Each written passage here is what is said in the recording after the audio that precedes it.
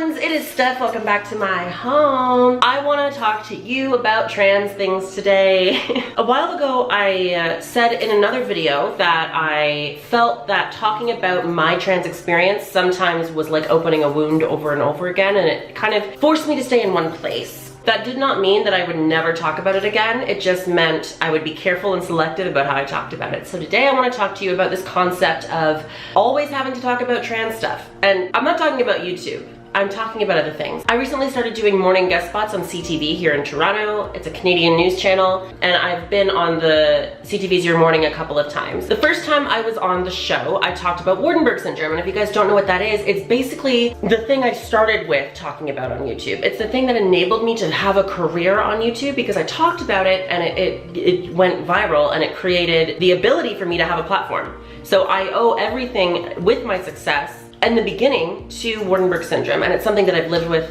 I don't even like to say lived with because it almost implies there's something negative about it. I love it. It's the reason I look the way I do. It's the reason I have white hair, blue eyes, and my features are a little bit different, and I love it. There's nothing negative about it to me. For some context, growing up, Waardenburg syndrome is the thing that people tormented me for. From the age of like, even when I was an infant, people would approach my mom and ask her things like, does she have webbed feet? And just completely awful, rude things, just implying that I was some kind of monster. And growing up, I dealt with that every single day with my peers, and it put me into a place where I couldn't look in the mirror without hyperventilating because I was taught so intensely by everybody outside of my family that I was a monster and that I should hate the way I look. I will put links to 2 Waardenburg syndrome videos I've done, actually 3, in the description, so you can check those out if you're interested in more information because I want to get to the point. CTV posted this YouTube video. Actually, I'll put a link to that as well, so if you want to see the interview, you can watch it. They posted it to their YouTube channel, and a commenter decided that they knew me better than I know myself.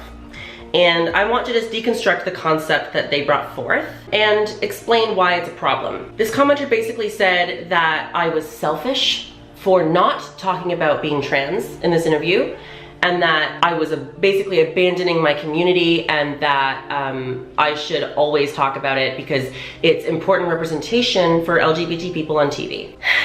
And yes, it would have been representation for LGBT people on TV, but here's the thing. I am more than just trans, and it's important for all trans people to recognize that they are more than just trans. Being trans is one small facet of my life, and in an ideal world, it would not even be a topic of conversation. It would be so minor because really what it is medical history. Okay? The reason why it's important to talk about trans issues is because we're persecuted for being trans. And in an ideal world, we wouldn't be, and it wouldn't be a big deal. But right now, that is not the case. And trans people all over the world are suffering a great deal because of misunderstandings about what trans people are and what we need, and the consequences of helping us being negative in some way. So I understand where this commenter was coming from as far as, yes, it would be good for me to speak on that. The mistake that they made is telling me that I speak for the community. I don't. I can only speak for myself. And I made this very clear in a video a while ago, and I know that not everybody watches all my videos. I understand that. It's not a problem. But I never wanted to be an activist. I never claimed that. It was given to me. It was thrust on me simply because I talked about my experiences. I never said I want to be a voice for the community. I never said I want to be a champion and an activist and suffer for the cause. And I did for a bit. I really did. And it almost killed me. So I had to take a step back and say, okay, I cannot be on the front lines all the time. It was having serious effects on my mental health, on the pressure that I felt to save everybody. It's not healthy. It was not sustainable for me any longer. So I took a step back and I said, okay, I'm not an activist. I'm just a person that happens to be trans, and I do not have to constantly be fighting the fight. I'm allowed and I deserve to just exist sometimes. And so do you. And that's not to say that we should stop fighting entirely, because people still need help.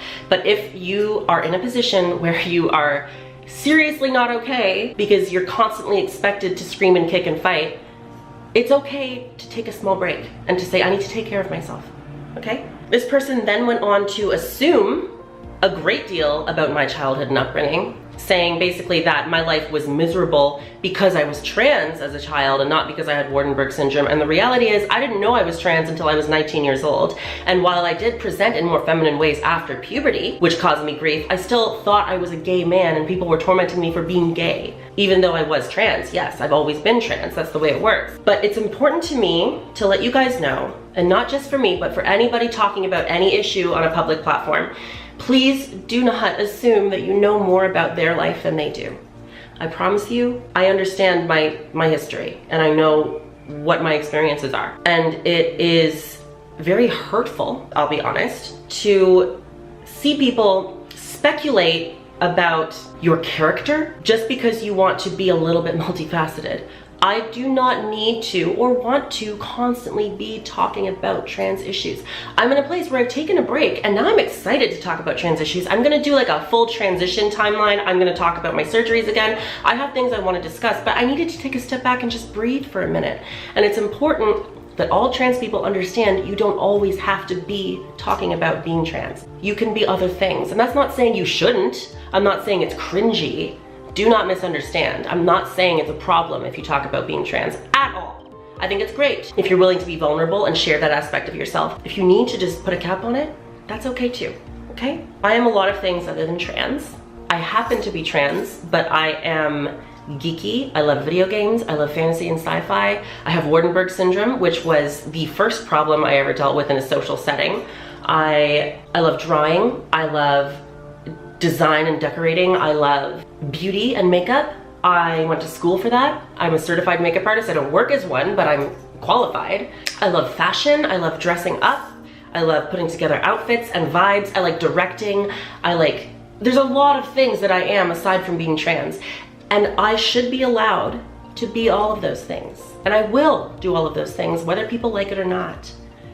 Because what's most important is that I am happy with my life so that I can create things that I'm proud of and want to share with people. So if I decide to go on TV again and talk about something other than transness, I understand somebody might comment having an issue with something, and I know that I cannot please everybody. I literally cannot please everybody, and that's something I've had to come to terms with lately, because it's very easy as a creator to start reading negative comments and internalize them all as valid criticism when they're not. And what I've learned to do is to not take criticism from people I would not ask advice from, to a reasonable extent, right? I'm not gonna completely shut out all criticism of behavior. I'm talking about creative criticism or lifestyle criticism, things that only involve me. And I'm going to do my best moving forward to create things that I want to create.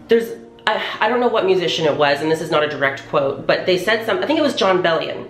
They said something like, he can't make what his fans want because, well, in the music industry too, by the time an album's done, it's not released until like a year later, and they're already on to creating other things.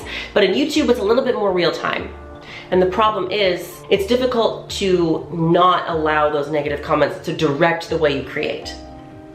And it's very important that you don't let them direct the way you create. I am happy to talk about trans issues, and I would love to go on CTV and talk about being trans. All I can speak to is my experience. I'm not an activist. I can teach them some terminology, and I can talk about my experience and hopefully tell a story that might make somebody understand trans people a bit better. But it is not my God-given duty to constantly be talking about it and nothing else, okay? So I wanted to title this, I don't have to be trans all the time. Obviously, I am trans all the time, but it's not the only thing I am. I don't have to always be focusing on that. I don't always have to be talking about that. And that is what I meant when I said in that previous video a while ago that I don't want to constantly be talking about it. It suffocates you to be forced into being one thing when nobody is one thing. Everybody is so dimensional. Everybody has so much that they can offer, and to be restricted to one thing, it's like telling somebody that talks about racial injustice that happens to be black that they can only talk about racial injustice all the time, and if they talk about anything else, they're doing a disservice to the entire community. It's not okay to do that, because they should be allowed to be happy and to express themselves in ways that aren't always anger, fighting. It's not sustainable to constantly only be that. And you can't not be that, but you can be other things at the same time. Do you know what I mean? I hope this has been illuminating. And I want you to understand it's not only about talking on YouTube. It applies to everybody, every single person from every life every career path, every whatever you do, you're allowed to be more than one thing. Nobody is just one thing. And I feel like I talk about this a lot in a lot of my videos, but I want to say it again, okay? You can be so many things at once. Nobody is just one thing. And that's the facts. Anyway, I'm gonna go. I have emails to do because I'm a businesswoman also. Oof, oof. Not a very good one, to be honest, but I'm working on it. I will see you guys later. Until next time, just remember, I love you so much and that you can be multidimensional. And, you know, even if you don't want to be multidimensional, you are. You can't help it. Everybody's multidimensional. I love you. I'll see you later. Bye. Yeah.